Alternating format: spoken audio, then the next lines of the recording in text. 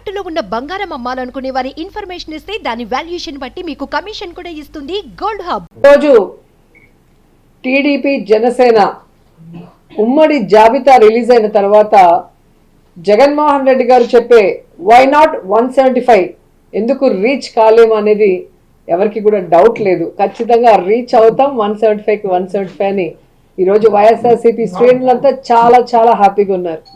ఎప్పుడైనా ఒక పార్టీ జాబితా రిలీజ్ అయినప్పుడు ఆ పార్టీలో ఉన్న కార్యకర్తలు నాయకులు సంబరాలు చేసుకుంటారు. అదేంటో కానీ టీడీపీ జనసేన జాబితా విడుదల చేసిన తర్వాత టీడీపీ జనసేన కార్యకర్తలు నాయకులు ఏడుస్తుంటే వైఎస్ఆర్సీపీ కార్యకర్తలు నాయకులు డబుల్ హ్యాపీగా సంబరాలు చేసుకుంటున్నారు. ఎందుకంటే ఈరోజు ఆ జాబితా చూశాక పవన్ కళ్యాణ్ అసలు ఎందుకు పార్టీ పెట్టాడు అని మాకే కాదు, ఈరోజు జనసేన కార్యకర్తలు నాయకులకు కూడా అర్థం కావట్లేదు. ఎందుకంటే పవర్ షేరింగ్ అన్నాడు, సీట్ షేరింగ్ అన్నాడు, ఓట్ షేరింగ్ అన్నాడు, కానీ 50% కూడా సీట్లు తెచ్చుకోలేకపోయాడు ఈ పీకే పవర్ స్టార్ అనేది. ఈరోజు ప్రజలు అంటున్నారు ఈయన పవర్ స్టార్ కాదు, పవర్ లేని స్టార్ అని.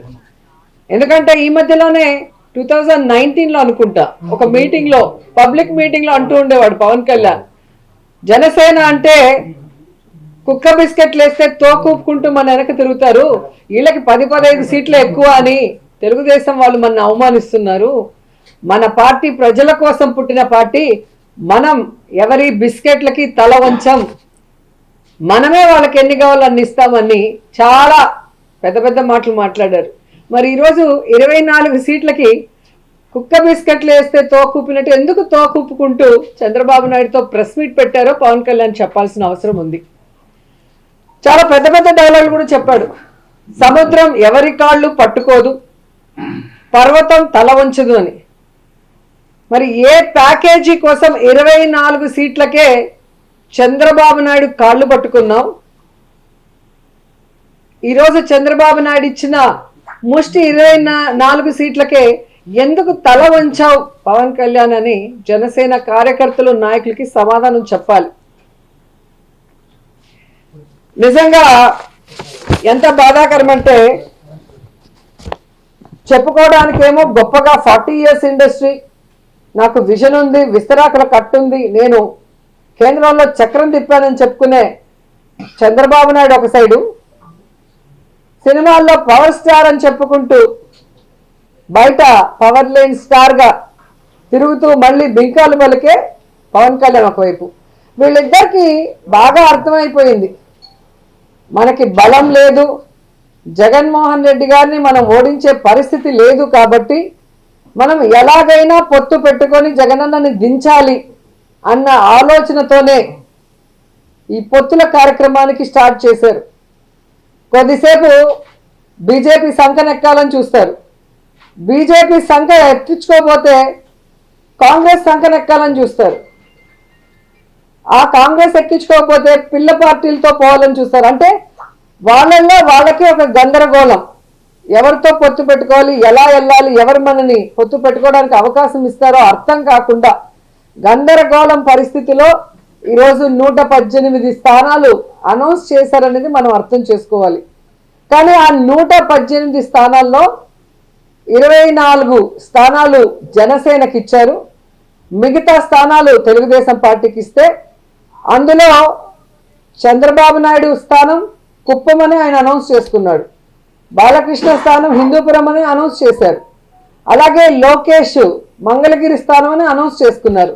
కానీ పవన్ కళ్యాణ్ ఎక్కడ నించోలో ఏ స్థానమో కూడా ఇంకా చంద్రబాబు నాయుడు డిసైడ్ చేసేంత వరకు అనౌన్స్ చేసుకోలేని దౌర్భాగ్య పరిస్థితిలో ఉన్నారు. అంటే అర్థం ఏంటి, ఒక చోట ఓడిపోయిన వాడికి మొదట ఇచ్చారు, 2 చోట్ల ఓడిపోయిన వాడికి తర్వాత ఇస్తాంలే సెకండ్ జాబితాలో అని ఒక కేర్లెస్నెస్ ఏమో పవన్ కళ్యాణ్ చంద్రబాబు నాయుడిని అడిగి తెలుసుకోవాలని కూడా ఈ సందర్భంగా తెలియజేసుకుంటున్నా.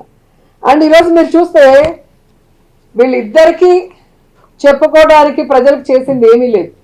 చంద్రబాబు నాయుడు 14 సంవత్సరాలు ముఖ్యమంత్రిగా ఉండి ఏ రోజు తాను ఇచ్చిన మేనిఫెస్టోని ప్రజల కోసం చేసింది లేదు.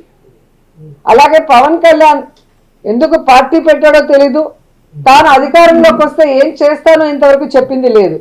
ఎంతసేపు వైఎస్ఆర్ కాంగ్రెస్ పార్టీ నాయకుల్ని ఎర్ర పుస్తకాల్లో రాసుకున్నానని ఒకడు, అధికారంలో వస్తే జైల్లో పెడతామని ఒకడు, బట్టలూరు కొడతామని ఇంకొకడు చెప్పుకోవడమే తప్ప వీరి వల్ల ఈ రాష్ట్రానికి ఏమైనా ప్రయోజనం ఉందా అంటే శూన్యం అనేది రాష్ట్ర ప్రజలకు తెలుసు. కానీ తెలుగుదేశం పార్టీ వాళ్ళు చూస్తే ఈరోజు మేము రాష్ట్ర భవిష్యత్తు కోసమే ఈ పొత్తు పెట్టుకున్నాము అంటుంటే అందరూ కూడా నవ్వుకుంటున్నారు. ఎందుకంటే చంద్రబాబు నాయుడు ముఖ్యమంత్రిగా 3 సార్లు చేశాడు. ఈ 3 సార్లలో రాష్ట్ర భవిష్యత్తుని ఎప్పుడైనా కాపాడా అనేది ఈ రాష్ట్ర ప్రజలు ఒకసారి ఆలోచించాలి. ముఖ్యంగా రాష్ట్రం విడిపోయిన తర్వాత అనుభవం ఉంది అని చెప్పి మళ్ళీ చంద్రబాబు నాయుడికి అధికారం ఇస్తే పోనీ రాష్ట్ర భవిష్యత్తుని ఏమైనా కాపాడా? రాష్ట్రాన్ని అప్పుల్లో ముంచేశాడు, రాష్ట్రాన్ని సర్వనాశనం చేశాడు, రాష్ట్ర ప్రజల డబ్బుని దోచుకొని స్కామ్ల ద్వారా దాచుకున్నాడే తప్ప ఈ రాష్ట్రానికి ఎప్పుడైనా మంచి చేశాడా అనేది రాష్ట్ర ప్రజలందరూ కూడా ఈరోజు గుర్తు తెచ్చుకుంటున్నారు. ఎందుకంటే ఈ రాష్ట్ర విభజన తర్వాత చంద్రబాబు నాయుడు ఈ రాష్ట్రానికి చేసింది ఏంటయ్యా అంటే ప్యాకేజీ కోసం ప్రత్యేక హోదాను తాకట్టు పెట్టేశాడు, కమిషన్ల కోసం కాంట్రాక్ట్ల కోసం పోలవరాన్ని తాకట్టు పెట్టేశాడు, రియల్ ఎస్టేట్ వ్యాపారం కోసం అమరావతిని తాకట్టు పెట్టేశాడు, ఓటుకి నోటు కేసులో దొంగలా దొరికిపోయి ఉమ్మడి రాజధానిని కేసీఆర్ గారికి తాకట్టు పెట్టి దొంగలా అర్ధరాత్రిలో పారిపోయి వచ్చాడు. మరి ఈరోజు ఏమీ తెలియనట్టు లేదా ప్రజల అమాయకులు మర్చిపోయి ఉంటారు అనుకున్నాడో ఏమో కానీ రాష్ట్ర భవిష్యత్తు కోసం మేము పొత్తు పెట్టుకున్నాం అంటుంటే ఈ ఆంధ్రప్రదేశ్ 2 ముక్కలు అవ్వటానికి, ఈ ఆంధ్రప్రదేశ్ అప్పుల్లో కూరుకుపోవడానికి, ఈ ఆంధ్రప్రదేశ్ని నాశనం చేసింది చంద్రబాబు నాయుడు, పవన్ కళ్యాణ్ అన్నది 5 కోట్ల మంది ప్రజలకి బాగా గుర్తుంది అన్న విషయం వీళ్ళు తెలుసుకోవాలి. అండ్ ఈరోజు మీరు చూస్తే ముఖ్యంగా కాపు సోదరులందరూ కూడా మేల్కొన్నారని నాకు అనిపిస్తుంది. ఎందుకంటే వంగవీటి రంగాన్ని చంపిన తెలుగుదేశం పార్టీ, అలాగే ముద్రగడ పద్మనాభం గారిని అవమానించిన తెలుగుదేశం పార్టీ, ముద్రగడ పద్మనాభం భార్యని కోడల్ని బూతులతో తిట్టి వాళ్ళ కొడుకుని ఎలా కొట్టి పోలీసులు లాక్కు వెళ్లారో చూసిన సోదరులు, అలాగే తుని ఘటనలో కాపు సోదరులు కాపు యువకుల మీద తప్పుడు కేసులు పెట్టిన తెలుగుదేశం పార్టీతో ముఖ్యంగా ఈ పవన్ కళ్యాణ్ పొత్తు పెట్టుకోవటం అనేది, అది కూడా ముష్టి 24 సీట్ల కోసం కాపుల ఆత్మగౌరవాన్ని చంద్రబాబు నాయుడు గారి కాళ్ళ దగ్గర తాకట్టు పెట్టడం అనేది జీర్ణించుకోలేకపోతున్నారు. అలాగే పవన్ కళ్యాణ్ మీటింగ్ లో సీఎం సీఎం అని అరిచే ఆ పిచ్చి జన సైకోలకి ఈరోజు ఆ తల ఎక్కడ పెట్టుకోవాలో కూడా అర్థం కాని పరిస్థితి.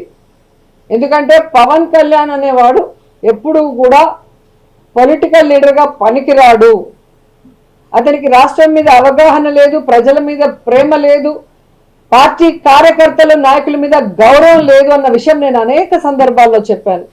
ఎందుకంటే ఒక కార్యకర్త ఒక నాయకుడు గౌరవంగా ఉండాలి అంటే అది వైఎస్ఆర్ కాంగ్రెస్ పార్టీలో జగనన్న నాయకత్వంలోనే కుదురుతుంది.